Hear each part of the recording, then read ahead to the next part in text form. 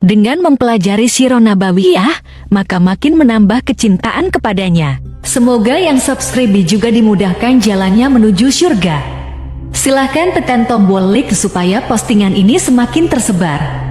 Dan tulis doa serta hajat pemirsa di kolom komentar.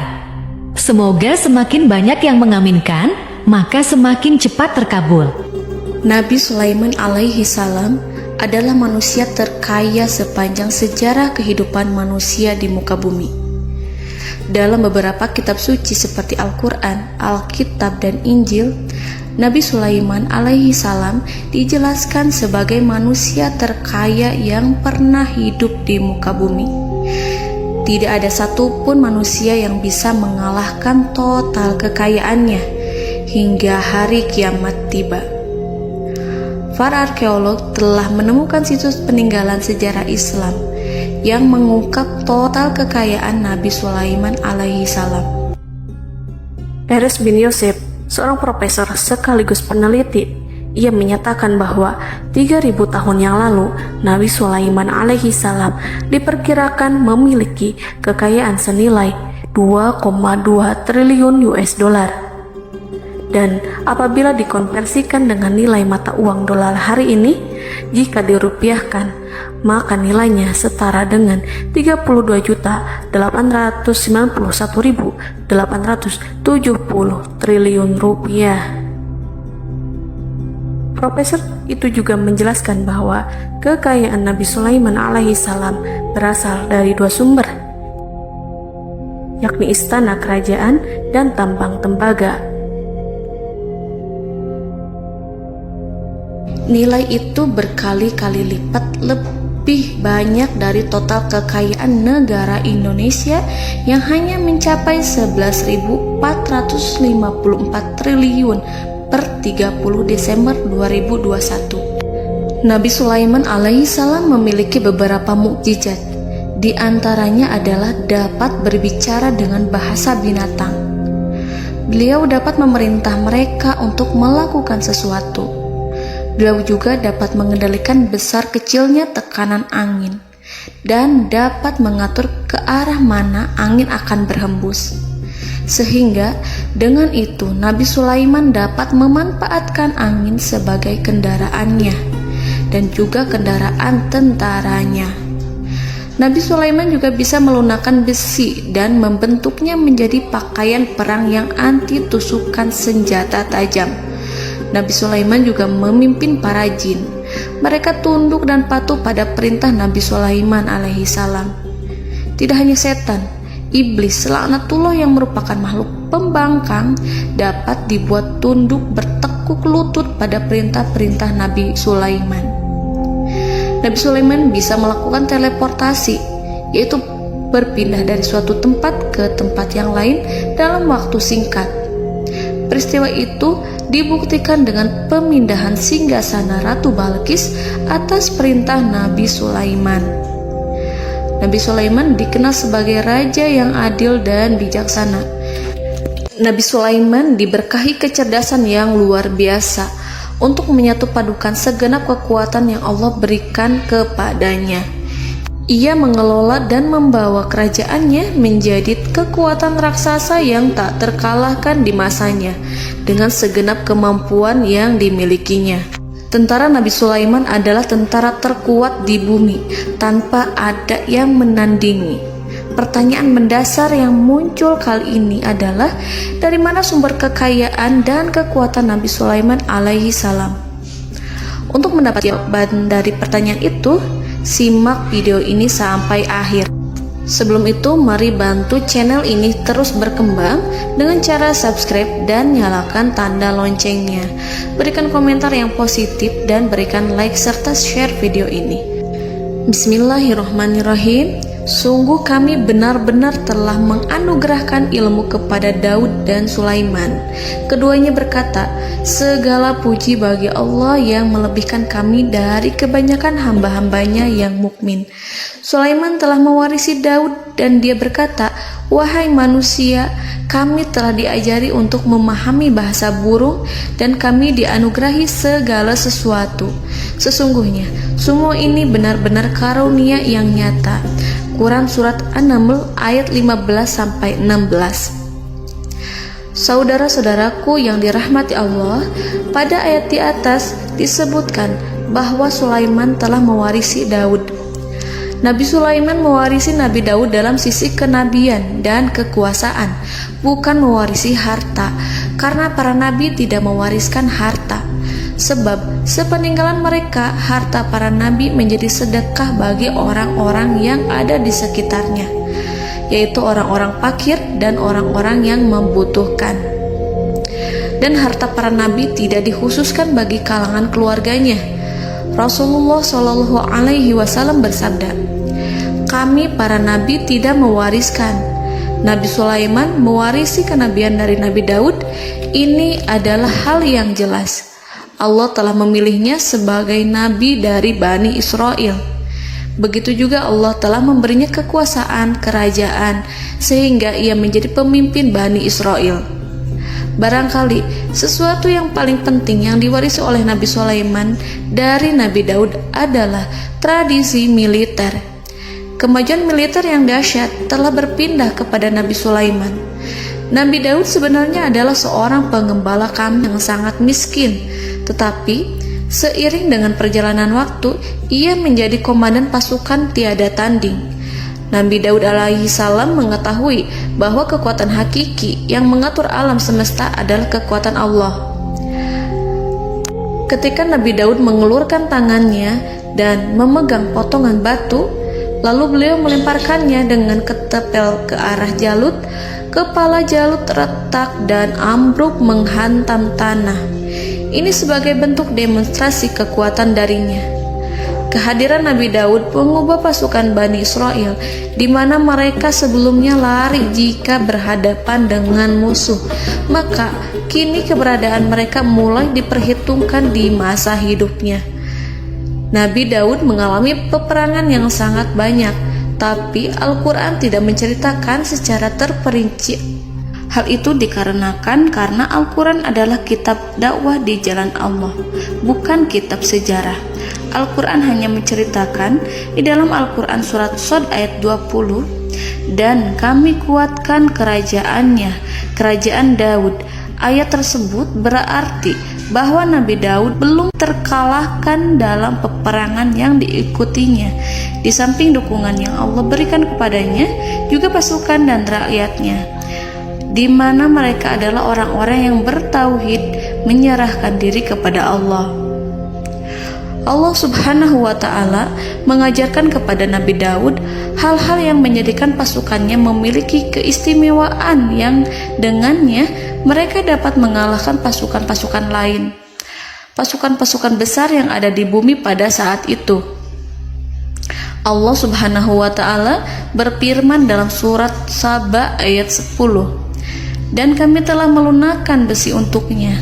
Baju besi mungkin akan menjadi masalah dalam benak kita. Ketika orang-orang yang berperang, baju besi cukup mengganggu gerakan mereka. Kita bisa membayangkan ketika ada dua orang berperang, salah satu dapat bergerak bebas, sementara yang lainnya tidak leluasa bergerak karena tertahan dengan pakaiannya.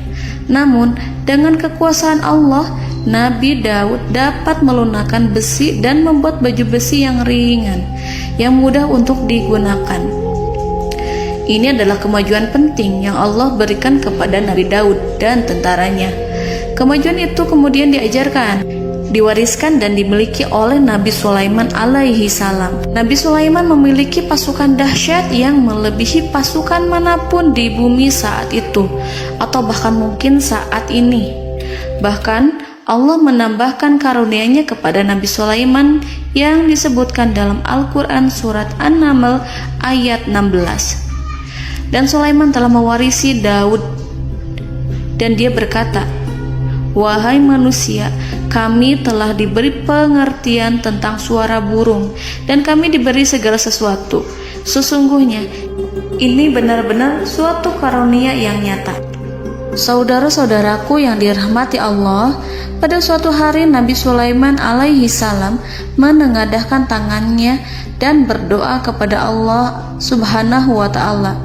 Antara hati Nabi dan Allah tidak ada penghalang, tidak ada jarak, tidak ada sekatan waktu, tidak ada satupun dari para nabi yang berdoa kepada Allah kecuali doanya pasti dikabulkan. Doa Nabi Sulaiman alaihi salam direkam dalam Al-Quran surat Shad ayat 35.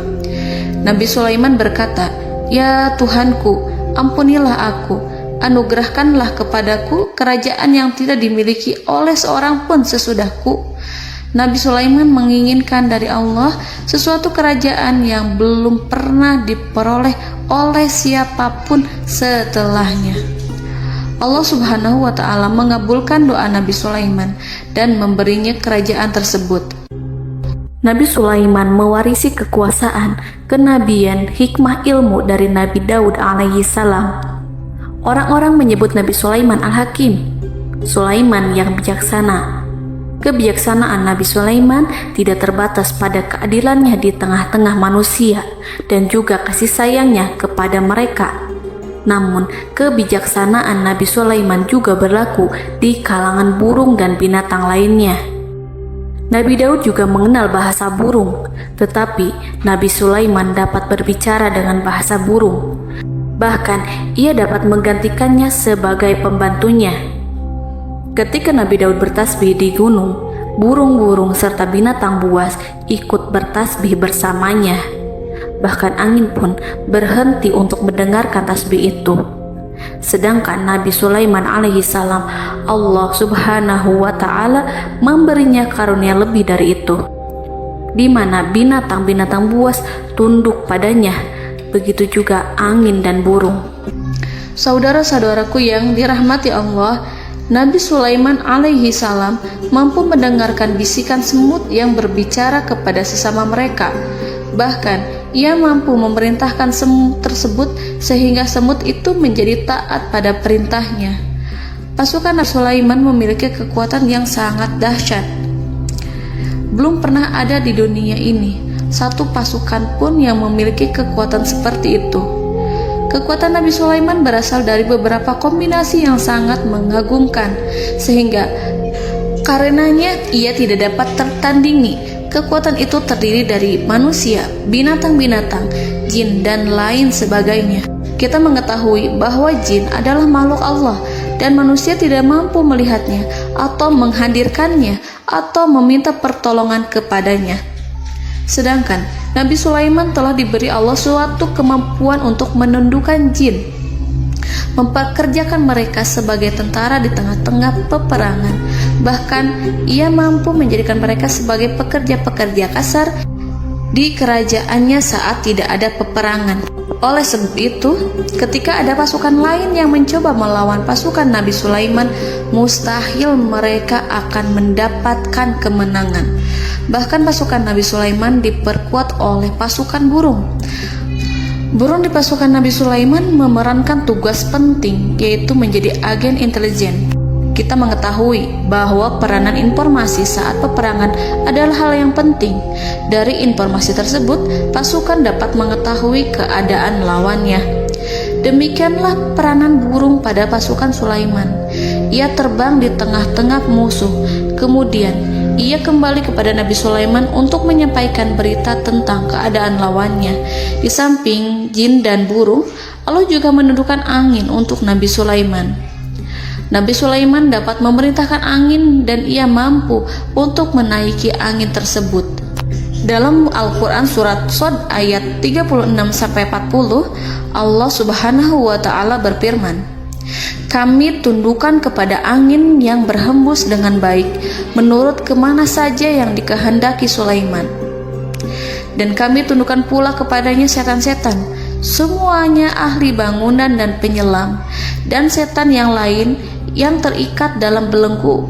Inilah anugerah kami, maka berikanlah kepada orang lain atau tahanlah untuk dirimu tanpa perhitungan, dan sesungguhnya dia mempunyai kedudukan yang dekat pada sisi kami dan tempat kembali yang baik." Saudara-saudaraku yang dirahmati Allah, Allah Subhanahu wa Ta'ala juga memberikan kemampuan yang tak seorang pun dari para nabi mendapatkannya, yaitu kemampuan untuk memerintah setan. Setan adalah salah satu bagian dari jin. Ia adalah kelompok yang celaka dari bangsa jin. Kelompok ini sebenarnya tidak mampu dikuasai oleh manusia.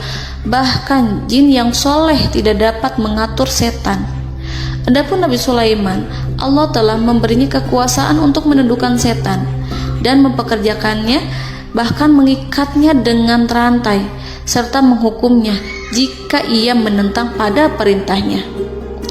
Setan membangun untuk Sulaiman istana-istana, patung-patung dan alat-alat perang.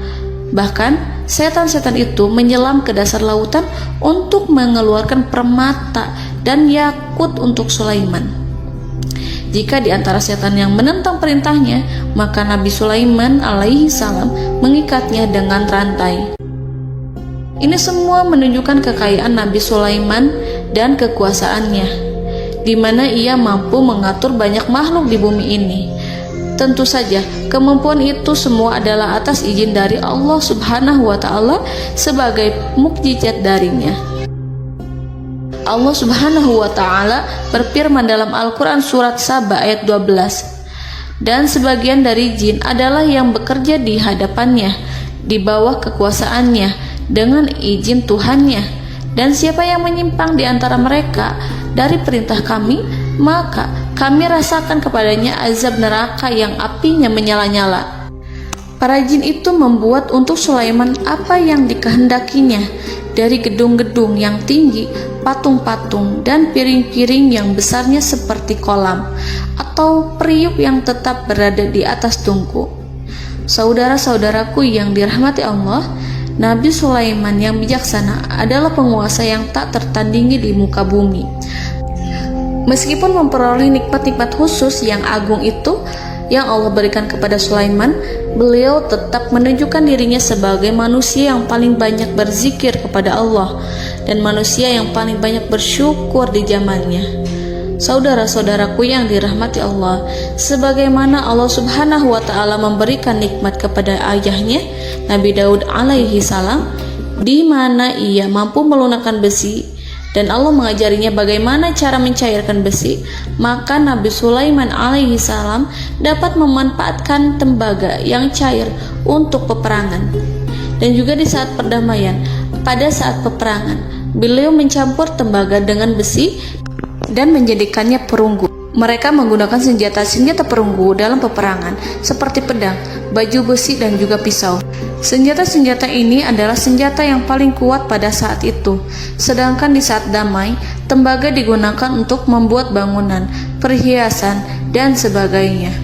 Meskipun Nabi Sulaiman mendapatkan nikmat yang besar dan karunia yang khusus, Allah Subhanahu wa Ta'ala mengujinya dengan suatu ujian yang dahsyat. Ujian yang akan selalu datang kepada seorang hamba yang soleh. Ketika hamba itu mendapatkan kedudukan besar, maka ujiannya pun menjadi besar. Allah Subhanahu wa Ta'ala menguji Nabi Sulaiman dengan penyakit. Diceritakan oleh Fahru Roji, Nabi Sulaiman diuji dengan suatu penyakit yang keras, di mana kedokteran saat itu tidak dapat dan tidak mampu mengatasinya. Sakitnya Nabi Sulaiman sangat keras, sehingga para dokter dari kalangan manusia ataupun jin tidak mampu menghilangkan penyakit itu. Lalu burung-burung menghadirkan rumput-rumput yang dianggapnya sebagai obat, tetapi Nabi Sulaiman tak kunjung sembuh. Semakin hari penyakit Nabi Sulaiman semakin menjadi-jadi, sehingga ketika Nabi Sulaiman duduk di atas kursi, ia duduk bagaikan tubuh tanpa roh. Seakan-akan ia mati karena saking keras penyakit yang dideritanya. Sakit yang diderita oleh Nabi Sulaiman alaihi salam berlangsung sangat lama. Namun Nabi Sulaiman tidak henti-hentinya berzikir kepada Allah dan meminta kesembuhan kepadanya, serta selalu beristighfar dan mengungkapkan rasa cinta kepadanya. Selesailah ujian Allah terhadap hambanya Nabi Sulaiman. Beliau pun sembuh Nabi Sulaiman merasakan kembali kesehatannya setelah ia mengetahui segala kejayaan dan segala kekuasaan serta segala kebesarannya tidak lagi mampu menghilangkan penyakit yang dideritanya kecuali jika Allah menghendaki. Saudara-saudaraku yang dirahmati Allah, Nabi Sulaiman telah membangun tempat ibadah, tempat sujud, sehingga manusia menyembah Allah di dalamnya. Orang-orang yang membangunnya berjumlah puluhan ribu orang. Tentu setiap kelompok dari mereka memiliki pekerjaan masing-masing. Di antara mereka ada yang mencairkan tembaga, di antara mereka ada yang tukang pahat, ada yang tukang ukir, ada yang membelah batu, ada yang memotong kayu, ada yang mendatangkan rumput-rumput dari Libanon, ada yang mendatangkan emas dan menjadikannya lempengan-lempengan yang mengkilat untuk menutupi kayu serta untuk melapisi dinding-dinding. Bahkan golongan jin pun membantu membangun tempat tersebut, tentu dengan perintah dan bimbingan Nabi Sulaiman. Mereka membuat patung-patung yang besar, membuat bejana yang besar untuk tempat makan para tentara dan pekerja, yaitu bejana seperti gunung. Karena saking berat dan besarnya, mereka juga membuat tempat-tempat minum yang besarnya seperti kolam. Nabi Sulaiman mengawasi para pekerjanya dan juga mengurusi masyarakatnya, di mana beliau mengenali problem mereka dan berusaha memecahkannya. Beliau juga mengawasi pasukan dari kalangan binatang dan burung.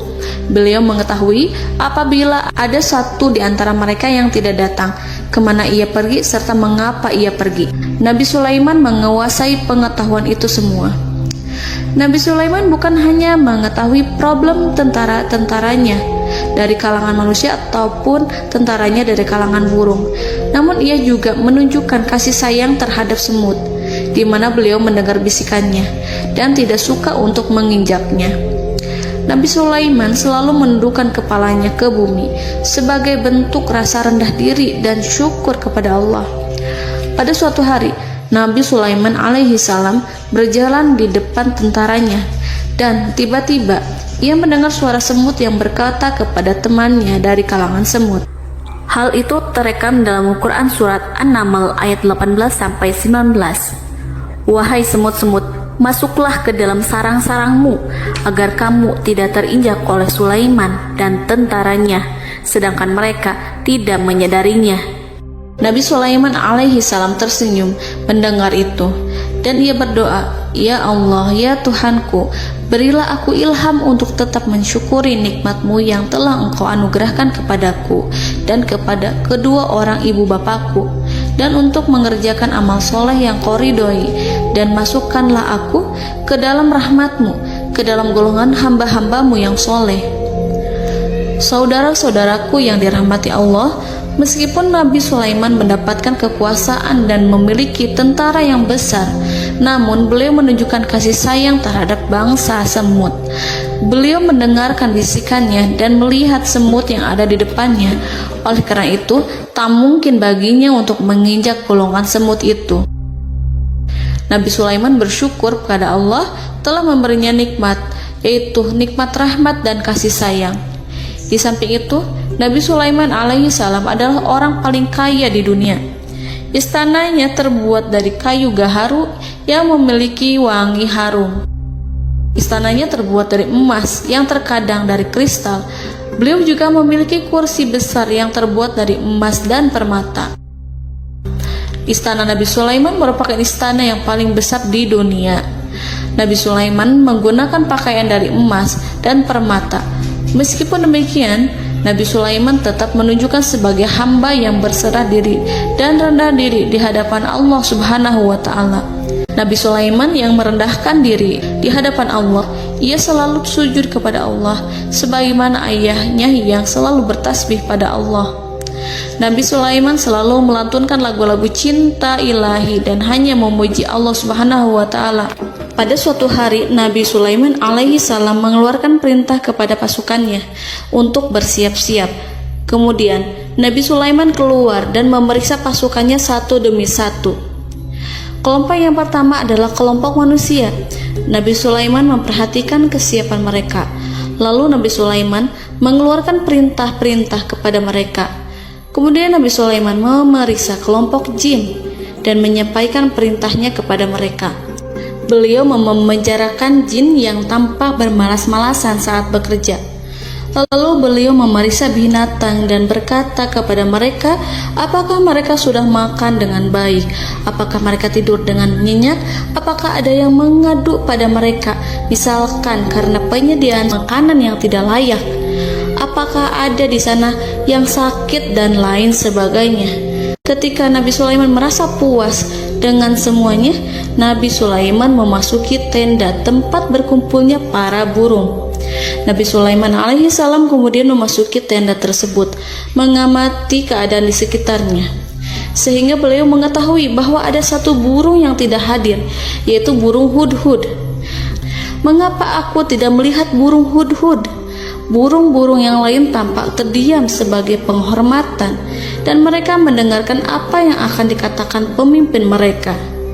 Nabi Sulaiman mengarahkan pandangannya pada semua burung dan tidak menemukan burung hudhud di antara mereka. Tak seekor burung pun yang mengetahui keberadaannya. Burung hudhud absen pada apel wajib kali ini. Nabi Sulaiman mulai menampakkan kemarahannya. Tiba-tiba, seekor burung kecil memberanikan diri untuk berkata kepada Nabi Sulaiman, Wahai Nabi yang mulia, seharusnya hudhud ada bersamaku kemarin untuk melaksanakan tugas penyelidikan. Ia adalah pemimpin misi itu. Namun, burung hudhud belum datang. Oleh karena itu, aku tidak pergi bersamanya. Burung itu tampak gemetar. Nabi Sulaiman mengetahui bahwa hudhud tidak hadir dan tak seorang pun mengetahui kemana ia pergi. Burung hudhud pergi tanpa izin terlebih dahulu. Dalam keadaan marah, Nabi Sulaiman berkata, sungguh aku benar-benar akan mengazabnya dengan azab yang sangat keras atau benar-benar menyembelihnya, kecuali jika ia benar-benar datang kepadaku dengan alasan yang jelas. Kawanan burung-burung mengetahui bahwa Nabi Sulaiman sedang marah dan telah menetapkan untuk menyiksa burung hudhud atau menyembelihnya atau justru memaafkannya dengan syarat ia datang dengan membawa alasan yang dapat menyelamatkannya, atau dengan kata lain, burung hudhud dapat memastikan bahwa ia melaksanakan tugas yang penting.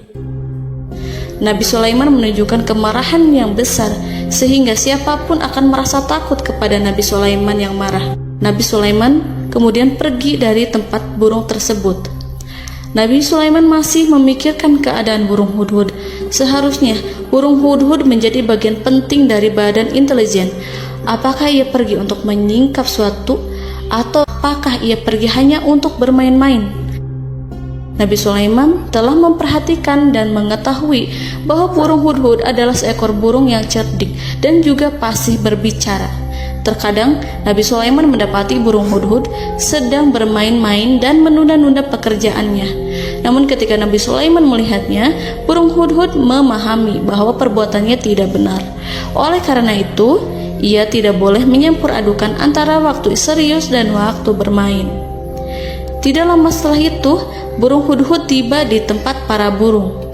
Burung-burung yang lain berkata kepadanya, Wahai hudhud, pergilah engkau ke tempat Nabi Sulaiman.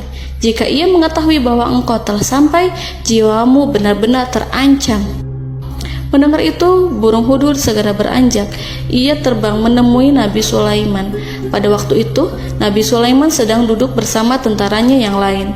Burung hudhud berdiri. Ia telah merencanakan untuk memulai pembicaraan dengan Nabi Sulaiman sebelum Nabi Sulaiman bertanya kepadanya kemana dia pergi. Ini sebagai bukti bahwa hudhud telah melaksanakan suatu tugas yang penting. Dalam Al-Quran Surat An-Naml ayat 22, burung hudhud berbicara, Aku telah mengetahui sesuatu yang kamu belum mengetahuinya, dan kubawa kepadamu dari negeri Saba suatu berita penting yang diyakini seakan-akan burung hudhud hendak berkata, Aku adalah hudhud yang miskin, tapi aku mengetahui apa yang tidak engkau ketahui, dan aku telah datang kepadamu dari kerajaan Saba dengan membawa berita yang sangat penting. Nabi Sulaiman tampak terdiam menunggu hudhud menyelesaikan kisahnya. Dalam surat An-Naml ayat 23-24, burung hudhud berkata, Sesungguhnya aku menjumpai seorang wanita yang memerintah mereka. Dia dianugerahi segala sesuatu serta mempunyai singgasana yang besar. Aku mendapati dia dan kaumnya menyembah matahari selain Allah. Dan setan-setan telah menjadikan mereka memandang indah perbuatan-perbuatan mereka, lalu menghalangi mereka dari jalan Allah, sehingga mereka tidak mendapat petunjuk. Burung hudhud diam. Nabi Sulaiman merasa bahwa hudhud menunjukkan kepasihan lisannya. Nabi Sulaiman berkata dalam Quran surat An-Naml ayat 27 sambil menunjukkan senyum manisnya. Nabi Sulaiman berkata, "Akan kami lihat apakah kamu benar wahai hudhud, ataukah kamu termasuk orang-orang yang berdusta." Seakan-akan burung hudhud ingin mengatakan, "Aku tidak berbohong wahai Nabi yang mulia." Namun diamnya Sulaiman membuat takut sehingga burung hudhud terdiam.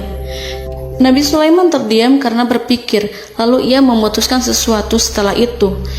Beliau melihat kepada lainnya dan meminta secari kertas. Nabi Sulaiman menulis surat singkat dan menyerahkannya kepada hudhud, serta memerintahkan kepadanya seperti yang dikatakan dalam Quran surat An-Naml ayat 28. "Pergilah dengan membawa suratku ini, lalu jatuhkanlah kepada mereka, kemudian berpalinglah dari mereka, lalu perhatikanlah apa yang mereka bicarakan." Al-Quranul Karim hanya menceritakan dalam Quran surat An-Naml bagaimana perginya hudhud dan bagaimana ia menyerahkan surat itu. Lalu Al-Quran langsung menyebut keadaan kerajaan Balqis yang saat itu sedang membaca surat di depan para pembesar kerajaan dan para menterinya. Dalam Al-Quran surat An-Naml ayat 29-31 berkatalah Balqis, "Wahai pembesar-pembesar, sesungguhnya telah dijatuhkan kepadaku sebuah surat yang mulia. Sesungguhnya surat ini dari Sulaiman, dan sesungguhnya isinya dengan menyebut nama Allah yang Maha Pengasih lagi Maha Penyayang, bahwa janganlah kalian berlaku sombong terhadapku, dan datanglah kepadaku sebagai orang yang berserah diri." Saudara-saudaraku yang dirahmati Allah, dalam surat tersebut Nabi Sulaiman menyebutkan supaya mereka menyerahkan diri dan tunduk kepada perintah Nabi Sulaiman. Nabi Sulaiman memerintahkan agar mereka meninggalkan penyembahan terhadap matahari. Nabi Sulaiman tidak mempersoalkan akidah mereka dan tidak memuaskan mereka dengan apapun. Nabi Sulaiman hanya memerintahkan bahwa ia berada di atas kebenaran. Bukankah ia didukung kekuatan yang berlandaskan keyakinan yang dimilikinya? Nabi Sulaiman hanya memerintahkan mereka agar tunduk dan patuh kepadanya. Ratu Sabak menyampaikan surat tersebut di tengah-tengah kaumnya. Dalam Quran surat An-Naml ayat 32 dijelaskan, "Dan berkatalah Balqis, wahai para pembesar, berilah aku pertimbangan dalam urusanku ini.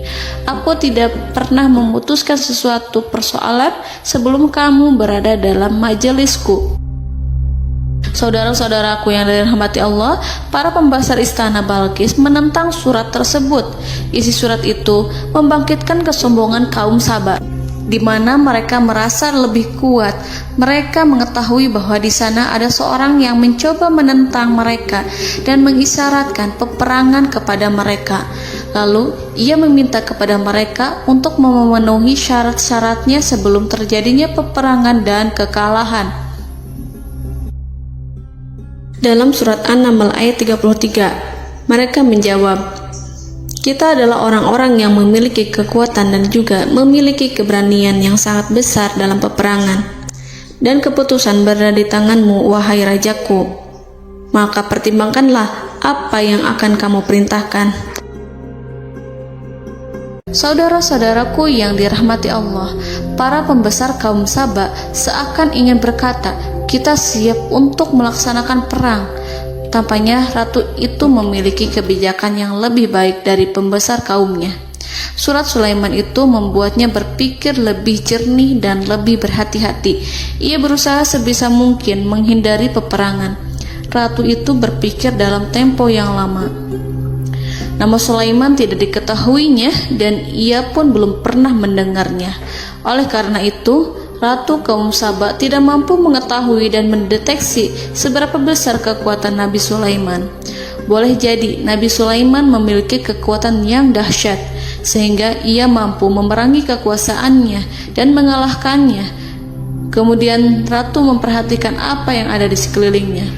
Ia melihat kemajuan masyarakatnya dan juga kekayaannya. Barangkali ia mengira bahwa Nabi Sulaiman iri terhadap kemajuan dan kekayaannya itu, sehingga Nabi Sulaiman ingin menyerangnya. Setelah mempertimbangkan isi surat Nabi Sulaiman dengan cermat, Ratu Saba memilih untuk tidak bersikap ceroboh dan bodoh. Ratu lebih suka untuk menggunakan bahasa kelembutan. Ia mengirim kepada Nabi Sulaiman suatu hadiah yang besar. Ratu mengira bahwa Nabi Sulaiman seorang yang ambisius, yang boleh jadi ia telah mendengar tentang kekayaan kerajaan Saba. Para utusan pergi dengan membawa hadiah dari Ratu Saba.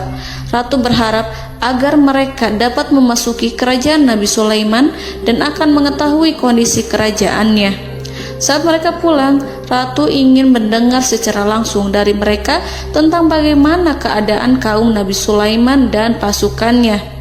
Setelah mendapatkan informasi yang cukup, maka Ratu Balqis dapat membuat sesuatu keputusan yang tepat. Ratu menyembunyikan apa yang terlintas dalam pikirannya, lalu ia berbicara kepada pembesar istananya bahwa ia dapat menyingkap niat jahat Raja Sulaiman melalui cara mengirimkan hadiah kepadanya. Ratu lebih memilih cara tersebut dan menunggu reaksi dari Nabi Sulaiman. Ratu berhasil memuaskan para pembesar istana, dan untuk sementara ia menghilangkan ide untuk berperang. Karena para raja jika menyerang suatu desa, maka pemimpin desa tersebut adalah orang yang paling banyak mendapatkan kehinaan.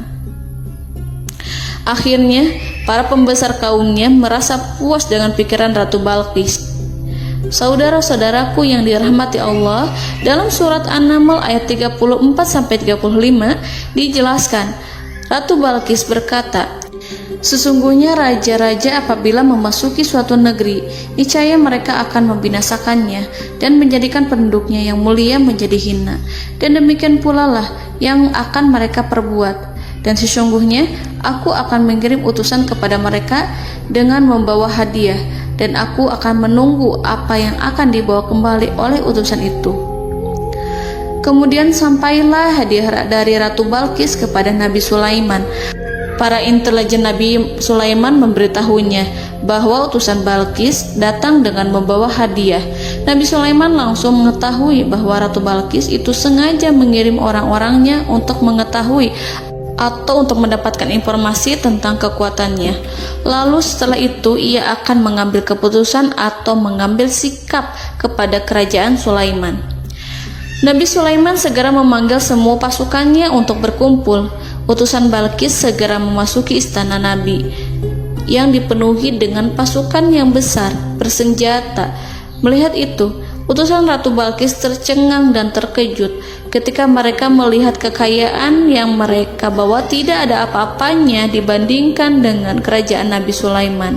Hadiah mereka tampak tidak berarti. Emas yang mereka bawa tampak tidak memiliki makna saat mereka memasuki istana Nabi Sulaiman yang terbuat dari kayu-kayu pohon gaharu yang mengeluarkan bau yang harum serta dihiasi dengan emas permata. Para utusan Ratu Balqis berdiri bersama Nabi Sulaiman dan menyaksikan bagaimana Nabi Sulaiman mengendalikan pasukannya. Kemudian mereka mulai berpikir tentang kekuatan dan kualitas pasukan Nabi Sulaiman. Betapa kagetnya mereka ketika melihat di tengah-tengah pasukan itu terdapat singa, burung, dan tentara dari kalangan manusia yang mampu terbang. Mereka pun sadar bahwa mereka di hadapan pasukan yang tiada tandingannya. Selesailah demonstrasi pasukan Nabi Sulaiman. Kemudian para utusan ratu dipersilahkan maju ke tempat hidangan makanan. Para utusan itu sangat terkejut ketika melihat berbagai macam makanan dari penjuru dunia ada di depannya. Dan di antara makanan itu terdapat pula makanan yang biasa ditemukan di negeri mereka. Tetapi mereka melihat bahwa makanan itu memiliki rasa yang lebih istimewa. Selain itu, piring-piring yang ada di depan mereka terbuat dari emas dan mereka dilayani oleh laki-laki yang berhias dengan emas. Di meja makan itu terdapat burung, ikan laut, dan berbagai macam daging yang mereka tidak mampu lagi membedakan daging apa itu. Nabi Sulaiman tidak makan bersama mereka, tapi beliau makan dengan menggunakan piring yang terbuat dari kayu. Beliau memakan roti yang kering yang dicampur dengan minyak. Inilah makanan yang dipilih Nabi Sulaiman. Makan bersama mereka dalam keadaan diam, mereka merasa kehadiran Nabi Sulaiman menciptakan suatu wibawa yang luar biasa. Selesai perjamuan itu, lalu dengan sangat malu mereka menyerahkan hadiah dari Ratu Balkis kepada Nabi Sulaiman. Hadiah itu berupa emas yang bagi mereka hadiah itu sangat bernilai tinggi. Tapi di sini hadiah itu tampak kecil di hadapan kekayaan-kekayaan Nabi Sulaiman yang sangat mengagumkan. Nabi Sulaiman memperhatikan hadiah dari Ratu Balkis itu dan berkata dalam Quran surat An-Naml ayat 36, "Maka apa yang diberikan Allah kepadaku lebih baik daripada apa yang diberikannya kepadamu, tetapi kamu merasa bangga dengan hadiahmu." Saudara-saudaraku, Raja Sulaiman menyingkap dengan kata-katanya yang singkat itu penolakannya terhadap hadiah mereka. Ia memberitahu utusan itu bahwa ia tidak menerima hadiah tersebut. Ia tidak merasa puas dengan hadiah itu. Yang membuatnya puas hanyalah, "Janganlah kalian berlaku sombong terhadapku dan datanglah kepadaku sebagai orang-orang yang berserah diri." Lalu Nabi Sulaiman berkata kepada mereka dengan pelan. Hal itu diabadikan dalam Al-Quran surat An-Naml ayat 37. "Kembalilah kepada mereka. Sungguh kami akan mendatangi mereka dengan bala tentara yang mereka tidak kuasa melawannya. Dan pasti kami akan mengusir mereka dari negara itu, yaitu negeri Saba, dengan terhina. Dan mereka akan menjadi tawanan-tawanan yang hina." Saudara-saudaraku yang dirahmati Allah, Nabi Sulaiman kemudian meninggalkan para utusan ratu setelah terlebih dahulu mengancam mereka. Para utusan itu berharap agar Nabi Sulaiman mau menunggu kunjungan Ratu Balkis yang akan membawa misi perdamaian. Akhirnya, sampailah para utusan Ratu Balkis ke negeri Saba. Mereka segera menuju istana sang ratu. Mereka memberitahu bahwa negeri mereka ada di ujung tanduk. Mereka menceritakan kepada ratu tentang kekuatan Nabi Sulaiman dan tidak mungkin bagi mereka mampu melawannya. Mereka meyakinkan Ratu Balkis bahwa ia harus mengunjunginya dan melihat sendiri bagaimana kebesaran kerajaan Nabi Sulaiman. Kemudian Ratu Balkis menyiapkan dirinya untuk pergi menuju kerajaan Nabi Sulaiman. Nabi Sulaiman duduk di kursi kerajaan di tengah-tengah para pembesarnya dan para menterinya, serta para komandan pasukannya. Beliau berpikir tentang sosok Balkis. Nabi Sulaiman mengetahui bahwa Balkis menuju tempatnya. Balkis dikelilingi rasa takut. Nabi Sulaiman berpikir sejenak tentang bagaimana matahari disembah. Ia memikirkan bagaimana informasi yang diterima oleh intelijennya tentang kemajuan kerajaan Balkis dalam bidang kesenian dan ilmu pengetahuan. Nabi Sulaiman bertanya kepada dirinya sendiri, apakah kemajuan menjadi penghalang untuk mengetahui kebenaran? Apakah ratu itu senang dengan kekuatan yang dicapainya? Dan ia membayangkan bahwa kekuatannya adalah segalanya. Dengan kemajuan yang dimilikinya, Nabi Sulaiman ingin membuat kejutan agar ratu mengetahui bahwa Islam yang diyakini oleh Nabi Sulaiman adalah satu-satunya yang mampu mendatangkan kemajuan dan kekuatan yang hakiki, sehingga ia dapat membandingkan antara keyakinannya dalam menyembah matahari beserta kemajuan yang dicapainya dengan keyakinan Nabi Sulaiman beserta kemajuan yang diraihnya. Saudara-saudaraku yang dirahmati Allah, para mata-mata Nabi Sulaiman telah memberitahunya bahwa hal yang sangat disegani dan dikagumi oleh kaum Balkis adalah kerajaan Saba, yaitu singgasana Ratu Balkis. Singgasana itu terbuat dari emas dan batu delima. Singgasana tersebut dijaga oleh penjaga yang sangat disiplin, di mana mereka tidak pernah lalai sedikit pun. Oleh karena itu, sangat tepat apabila Nabi Sulaiman menghadirkan singgasananya di sini, di kerajaannya. sehingga ketika ratu tiba, maka ia dapat duduk di atasnya. Nabi Sulaiman ingin membuat kejutan kepadanya dan menunjukkan bahwa kemampuannya tersebut yang berlandaskan pada keislaman. Nabi Sulaiman melakukan yang demikian itu dengan harapan agar si ratu tunduk kepadanya. Ide itu terlintas dalam diri Nabi Sulaiman. Lalu ia mengangkat kepalanya dan menoleh kepada anak buahnya. Hal itu diabadikan dalam Quran Surat An-Naml ayat 38. Wahai para pembesar, siapakah di antara kamu sekalian yang sanggup membawa singgasananya kepadaku sebelum mereka datang kepadaku sebagai orang-orang yang berserah diri? Saudara-saudaraku, perhatikanlah ungkapan pikiran Nabi Sulaiman tersebut. Semua pemikirannya berkisar tentang keislaman para penyembah matahari, tentang bagaimana beliau dapat memberikan petunjuk kepada mereka di jalan Allah. Yang pertama menjawab pertanyaan Nabi Sulaiman adalah jin Ifrit. Dalam Quran Surat An-Naml ayat 39, berkatalah Ifrit yang cerdik dari golongan jin, "Aku akan datang kepadamu dengan membawa singgasana itu sebelum kamu berdiri dari tempat dudukmu. Sesungguhnya aku benar-benar kuat untuk membawanya, lagi dapat dipercaya." Nabi Sulaiman berdiri dari tempat duduknya. Setelah 1 jam atau 2 jam, jin itu berjanji kepadanya untuk menghadirkan singgasana Balkis. Sebelum itu, istana Nabi Sulaiman di Palestina, sedangkan istana Balkis terletak di Yaman. Antara singgasana tersebut dengan singgasana Nabi Sulaiman berjarak lebih dari ribuan mil. Barangkali pesawat yang cepat sekalipun yang kita kenal hari ini tidak akan mampu membawa dan mendatangkan istana itu dalam waktu 1 jam. Tetapi masalahnya di sini, berhubung dengan kekuatan jin yang serba misterius, Nabi Sulaiman tidak mengomentari sedikit pun terhadap apa yang dikatakan oleh Ifrit. Nabi Sulaiman tampak menunggu tanggapan lain yang mampu menghadirkan singgasana Balkis yang lebih cepat dari jin Ifrit. Nabi Sulaiman menoleh kepada seorang yang di sana, yang duduk di atas naungan. Hal itu diceritakan dalam Al-Quran Surat An-Naml ayat 40. Berkatalah seseorang yang mempunyai ilmu dari Alkitab, "Aku akan membawa singgasana itu kepadamu sebelum matamu berkedip." Maka tatkala Sulaiman melihat singgasana itu terletak di hadapannya, ia pun berkata, "Ini termasuk karunia Tuhanku untuk menguji aku, apakah aku akan bersyukur atau mengingkari nikmatnya? Dan barang siapa yang bersyukur, maka sesungguhnya dia bersyukur untuk kebaikan dirinya sendiri.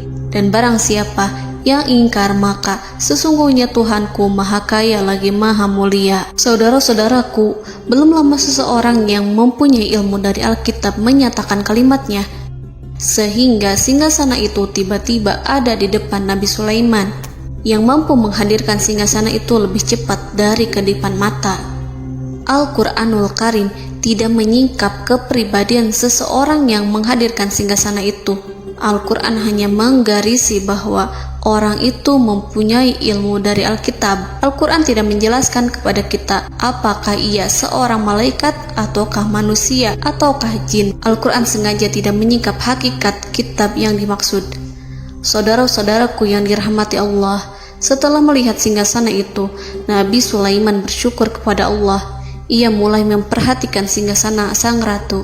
Singgasana tersebut merupakan simbol pembangunan dan juga kemajuan, tetapi nampaknya ia hanya sesuatu yang biasa saja jika dibandingkan dengan kekuasaan dan kebesaran ciptaan yang dibuat oleh manusia dan jin di kalangan istana Nabi Sulaiman. Nabi Sulaiman memikirkan dalam tempo yang sangat lama singgasana Ratu Balkis itu. Kemudian beliau memerintahkan agar singgasana itu diperbaiki, sehingga saat Ratu Balkis datang, dia akan mengujinya. Apakah Ratu Balkis dapat mengenali singgasananya ataukah tidak?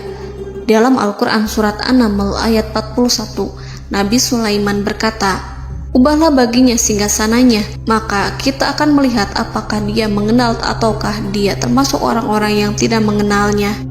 Saudara-saudaraku yang dirahmati Allah, Nabi Sulaiman memerintahkan agar dibangun istana yang akan digunakan untuk menyambut Ratu Balkis.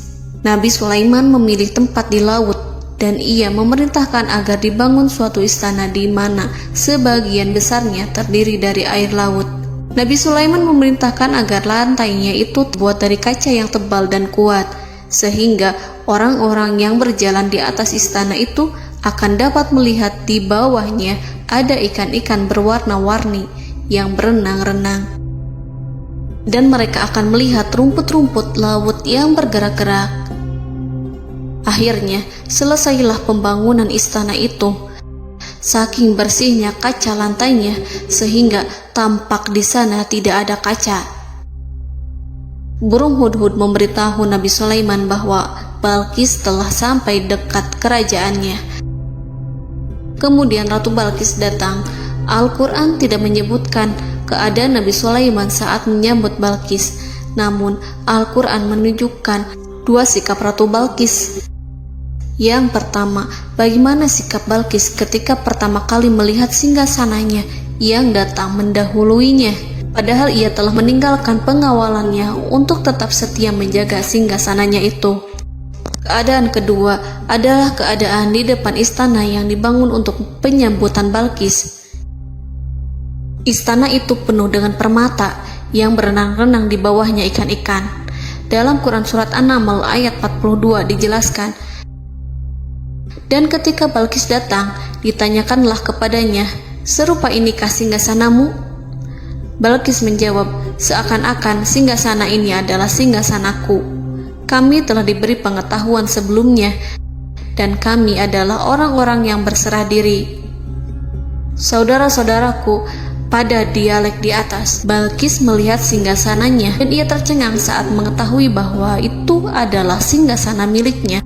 Namun kemudian ia mulai ragu karena melihat tidak sepenuhnya itu singgasana miliknya. Jika itu benar-benar miliknya, lalu bagaimana ia datang mendahuluinya? Dan bila bukan singgasananya, maka bagaimana Sulaiman dapat meniru sepersis dan seteliti itu? Padahal Sulaiman tidak pernah sekalipun ke kerajaannya. Nabi Sulaiman berkata saat melihat Balkis mengamati singgasananya, apakah ini singgasanamu? Balkis terlihat sangat kebingungan, namun setelah itu ia menjawab, sepertinya benar. Nabi Sulaiman berkata, kami telah diberi ilmu sebelumnya dan kami sebagai orang-orang muslim. Saudaraku yang dirahmati Allah, melalui pertanyaan Nabi Sulaiman ingin mengisyaratkan kepada Balkis agar ia membandingkan antara keyakinannya beserta ilmu yang dicapainya dengan keyakinan Nabi Sulaiman yang muslim beserta pengetahuan yang telah diraihnya. Penyembahan terhadap matahari dan pencapaian ilmu yang dicapai oleh Ratu Balkis tanpa tidak ada apa-apanya dibandingkan dengan ilmu Nabi Sulaiman dan keislaman. Nabi Sulaiman telah mendahuluinya dalam bidang ilmu karena keislamannya. Karena itu, sangat mudah baginya untuk mengungguli Balkis dalam ilmu-ilmu yang lainnya. Demikianlah yang disyaratkan dalam pertanyaan Nabi Sulaiman kepada Ratu Balkis. Ratu Saba itu mengetahui bahwa ini adalah singgasananya, di mana singgasana itu datang lebih dahulu daripada dirinya. Beberapa bagian darinya telah diubah saat Balkis masih di perjalanan menuju ke tempat Nabi Sulaiman. Ia berpikir kemampuan apa yang dimiliki Nabi Sulaiman. Ratu Balkis tercengang melihat apa yang disaksikannya, yang berupa buah dari keimanan Nabi Sulaiman dan hubungannya dengan Allah Subhanahu wa Ta'ala. Sebagaimana Balkis juga tercengang ketika melihat kemajuan di bidang ilmu pembangunan, seni, dan ilmu-ilmu yang lainnya. Maka ia tidak lebih kagum lagi saat melihat hubungan yang kuat antara keislaman Nabi Sulaiman dengan ilmunya, serta kemajuan yang diraihnya. Dalam Al-Quran Surat An-Naml ayat 43 dijelaskan, dan apa yang disembahnya selama ini selain Allah mencegahnya untuk melahirkan keislamannya, karena sesungguhnya ia terdahulu termasuk orang-orang yang kafir. Saudara-saudaraku yang dirahmati Allah, berguncanglah dalam benak Balkis ribuan hal ketika melihat keyakinan kaumnya runtuh di hadapan Nabi Sulaiman. Ia menyadari matahari yang disembahnya hanya merupakan ciptaan Allah, dan Allah lah yang menggerakkannya untuk hamba-hambanya.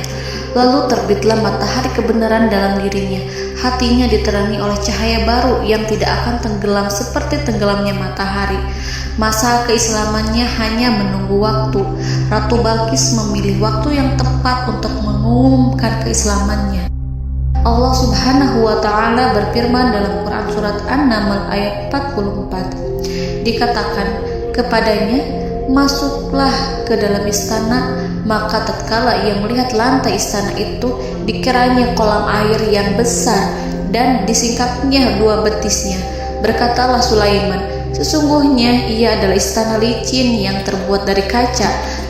Berkatalah Balkis, wahai Tuhanku, sesungguhnya aku telah berbuat zalim terhadap diriku dan aku berserah diri bersama Sulaiman kepada Allah Tuhan semesta alam. Saudara-saudaraku yang dirahmati Allah, dikatakan kepada Balkis, masuklah ke dalam istana. Ketika ia masuk, maka ia tidak menyaksikan adanya kaca, tetapi ia melihat air, sehingga ia mengira akan bersinggungan dengan air. Lalu ia menyingkapkan sedikit bajunya agar bajunya itu tidak basah.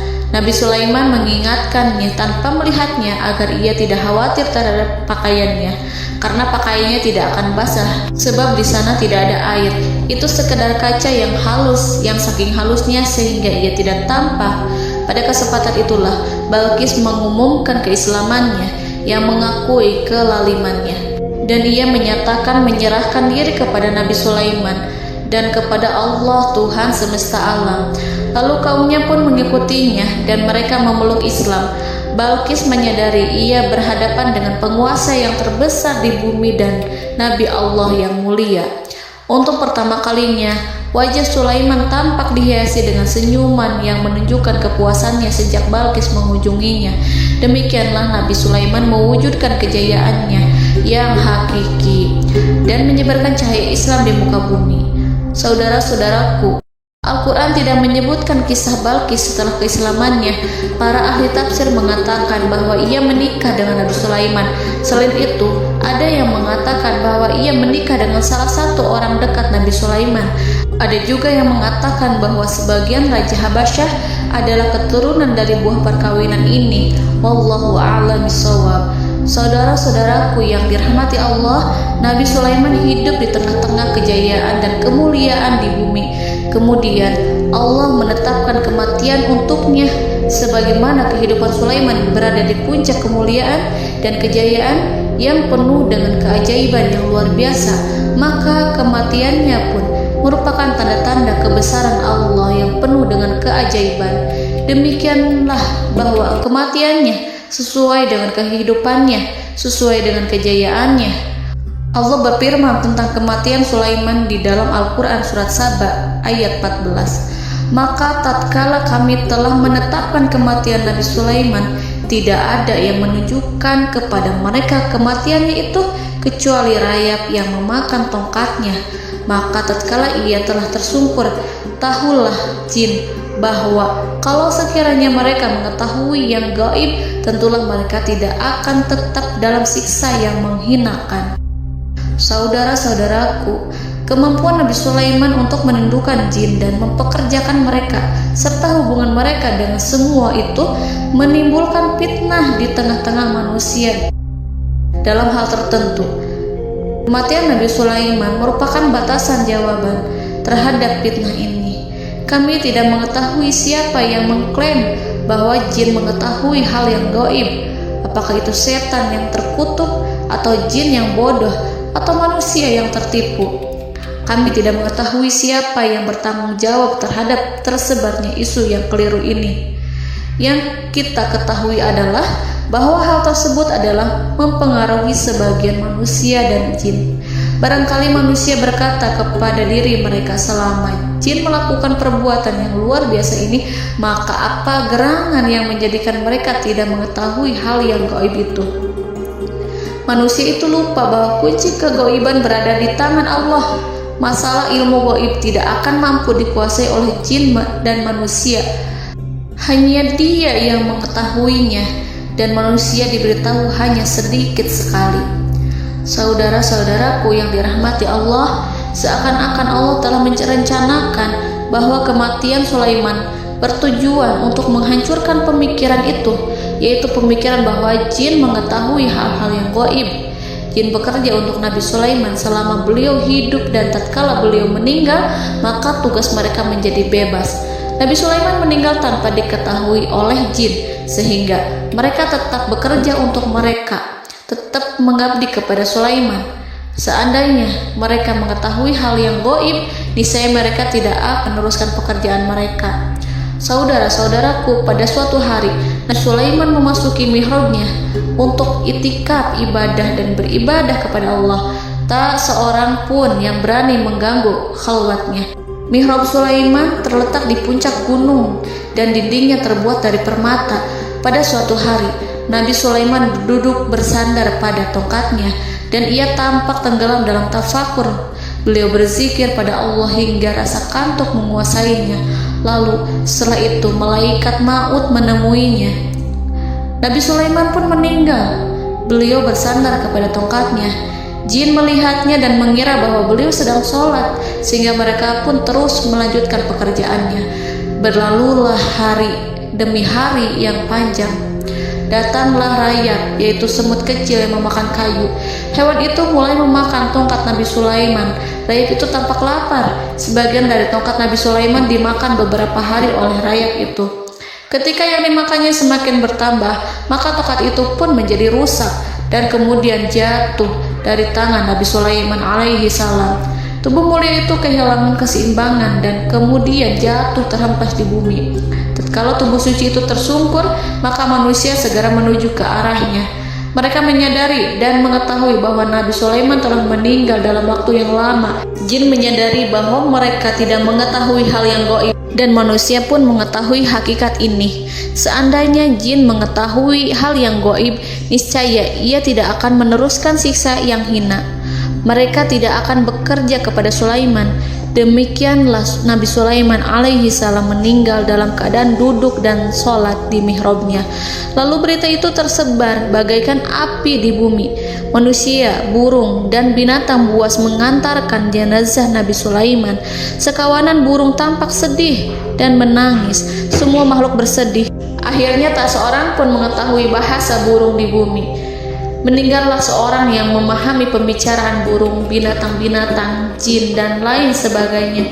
Burung-burung itu berkata, betapa beratnya kehidupan di tengah orang-orang yang tidak mengetahui pembicaraan kita. Allahu a'lam.